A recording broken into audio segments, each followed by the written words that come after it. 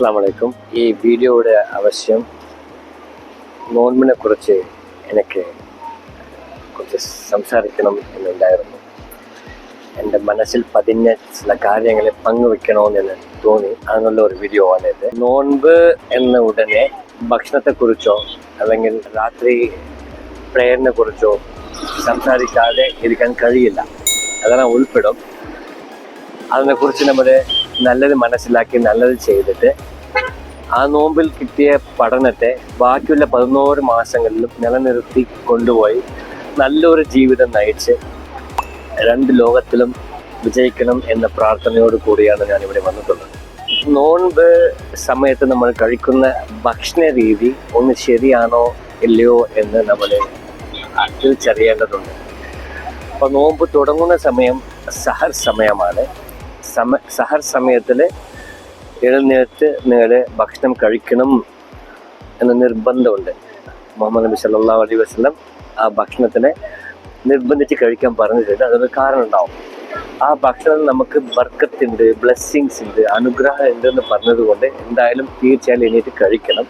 പക്ഷേ എങ്ങനെ എന്ത് കഴിക്കണമെന്നുള്ളതാണ് ഇപ്പം ചോദ്യം. പൊതുവെ ആ സമയത്ത് നമുക്ക് വിശപ്പുണ്ടാവില്ല. ഇപ്പം ഞാൻ നിങ്ങളുടെ ഓരോ ആളുടെ അടുത്തും ചോദ്യം ചോദിക്കുന്നു. ഇതുവരെ നമ്മൾ നോമ്പെടുത്തിട്ടുണ്ട്, ഒരു ദിവസമെങ്കിലും രാവിലെ സഹർ സമയത്ത് എന്നിട്ട് ഭയങ്കര വിശപ്പ് വന്ന് ഭക്ഷണം കഴിച്ചതായിട്ട് ഓർമ്മ ഉണ്ടോ എന്ന് ചോദിച്ചാൽ നിങ്ങൾ ആലോചിച്ച് നോക്കിയിട്ട് ഇല്ല എന്ന ഉത്തരത്തിൽ തന്നെ വരും. അതാണ് ഞാനും പറഞ്ഞു പറഞ്ഞത്. ആ സമയത്ത് വിശപ്പുണ്ടാവില്ല. പക്ഷേ ആ സമയത്ത് എന്നിട്ട് കഴിക്കണം എന്ന് പറഞ്ഞതുകൊണ്ട് ചെറിയ വിശപ്പുണ്ടാവും. ആ ചെറിയ വിശപ്പിനനുസരിച്ചുള്ള ചെറിയ ഭക്ഷണം. ആ രീതിയിൽ കഴിഞ്ഞ ഒരു 20 വർഷങ്ങളായിട്ട് ഞാൻ സഹർ സമയത്ത് പഴങ്ങൾ കഴിച്ചിട്ടാണ് നോമ്പെടുക്കുന്നത്. എല്ലാവർക്കും സംശയം ഉണ്ടാവും, പഴങ്ങൾ കഴിച്ചിട്ട് നോമ്പെടുത്താൽ നോമ്പ് പിടിക്കാൻ പറ്റുമോ, തലകറങ്ങി വീഴുള്ളൂ എന്നൊക്കെ ചോദിക്കാറുണ്ട് എൻ്റെ ഹീലീസ്.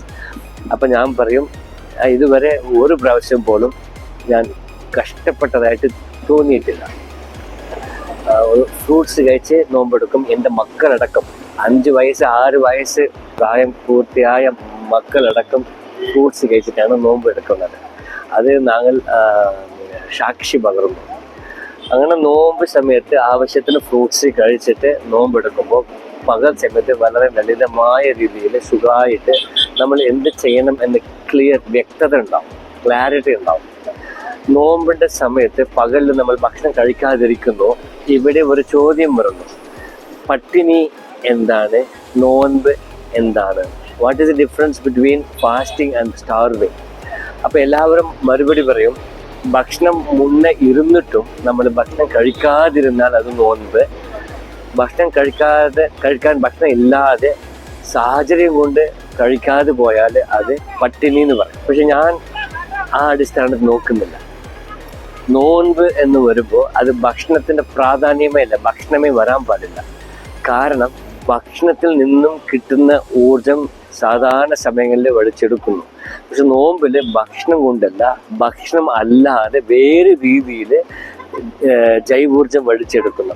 ശരിക്കും പറഞ്ഞാൽ ഈ ദൈവശക്തി, അനുഗ്രഹമുള്ള ഈ പടച്ചോൻ്റെ ശക്തിനെ, ഈ ഓംനിപൊട്ടൻറ്റ് എന്ന് പറയുന്ന ഈ യൂണിവേഴ്സൽ എനർജിയെ, ദൈവ എനർജിയെ, അള്ളാഹുടെ ആ എനർജിയെ നമ്മൾ ഫോക്കസ് ചെയ്യണം. നന്മ മാത്രമേ ചിന്തിക്കണം, നല്ല കാര്യങ്ങൾ മാത്രമേ ചിന്തിച്ച് ചെയ്യണം. ഇങ്ങനെ ചെയ്തു വരുമ്പോൾ ഭക്ഷണം എന്ന ഒരു ചിന്ത പോലും വരാൻ പാടില്ല. അങ്ങനെ വന്നാൽ അത് നോൻപല്ല എന്നാണ് ഞാൻ കരുതുന്നത്. അപ്പോൾ ഭക്ഷണം കഴിക്കാതെ നമ്മുടെ ചിന്ത മുഴുവനും എനർജി, നമുക്ക് ഊർജം നൽകാനുള്ള നല്ല കാര്യത്തിൽ മാത്രമേ നമ്മൾ പങ്കുവെച്ചാൽ അതാണ് നോൻപെന്ന് വിചാരിക്കുന്നത്. പക്ഷെ ഈ കാലഘട്ടങ്ങളിൽ നമ്മുടെ ചിന്ത മുഴുവനും ഓടിപ്പായലാണ്. നമ്മുടെ ജോലി തിരക്കിലും വളരെ സ്വല്പം സമയമാണ് പടച്ചോനെക്കുറിച്ചും അതൊക്കെ ചിന്തിക്കാനുള്ള സാഹചര്യം. അപ്പം മറിച്ച് ഇനി ഭക്ഷണത്തെക്കുറിച്ച് ചിന്തിക്കാതെ നല്ല കാര്യങ്ങളും നല്ല ചേലകളും മാത്രമേ കൂടുതൽ സമയം ചിന്തിച്ചു വരുമ്പോൾ അതാണ് നോൻപ് എന്നാവും. പിന്നെ നോൻപ് തുറക്കുന്ന സമയത്ത് നമ്മൾ തെറ്റ് ചെയ്യുന്നുണ്ട്. നോൻപ് തുറക്കുമ്പോൾ ചെറിയ ദാഹവും ചെറിയ വിശപ്പുണ്ടാവും. അതുകൊണ്ട് ചെറിയ ദാഹത്തിനുള്ള ചെറിയ അളവ് തോതിലുള്ള വെള്ളം, ഭക്ഷണത്തിന് 1-2 ഈത്തപ്പഴം, അത് മതി. അത് കഴിക്കുമ്പോൾ നമുക്ക് മഗ്‌രിബ് നിസ്കാരത്തിനുള്ള ഒരു ഊർജം കിട്ടും. മഗ്‌രിബ് നിസ്കാരം കഴിഞ്ഞിട്ട് ഇശാ നമസ്കാരത്തിൻ്റെ ബാങ്കിൻ്റെ ഇടയിൽ കുറേ സമയം ഉണ്ടാവും. അതിൽ ആസ്വദിച്ച് കഴിച്ച് അന്ന് നോമ്പെടുത്തതിനുള്ള ഒരു ക്ഷീണം മാറാൻ വേണ്ടിയുള്ള വിശപ്പിനനുസരിച്ചുള്ള ഭക്ഷണം കഴിച്ചാൽ മതിയായിരുന്നു. പക്ഷെ നമ്മൾ അങ്ങനെ ചെയ്യുന്നില്ല, ഒരുപാട് കഴിക്കും. സാധാരണ സമയങ്ങളിൽ 3 നേരം ഉദാഹരണം 1 കിലോ കഴിക്കുന്നെങ്കിൽ നോൻപ് സമയത്ത് 2 നേരം 1.5 കിലോ കഴിക്കുന്ന അവസ്ഥയായി പോകുന്നു. ഇത് ഒരു അപകടമായി പോകും എന്ന് തോന്നുന്നു. ഇങ്ങനെ രോഗം വരാനുള്ള സാധ്യത ഉണ്ട്. നോൻപെടുത്ത് രോഗം വരാൻ പാടില്ല, മറിച്ച് നോൻപെടുത്ത് ഉള്ള രോഗം മാറണം. ഇനി വരാനുള്ള രോഗം വരാതിരിക്കാനുള്ള സാഹചര്യങ്ങളാണ് നോമ്പിലുള്ളത്. അതുകൊണ്ട് നോൻപ് തുറക്കുമ്പോൾ അത്യാവശ്യം എന്ത് വെറൈറ്റി വേണമെങ്കിലും കഴിച്ചോളൂ, പക്ഷേ ആവശ്യം വിശപ്പറിഞ്ഞ് ഭക്ഷണം കഴിച്ചിട്ട് നിർത്തുക. അപ്പോൾ ഇഷാ തറാവി കഴിഞ്ഞിട്ട് കുറേ ആൾക്കാർ എൻ്റെ സമൂഹത്തിൽ ഞാൻ കാണാറുണ്ട്.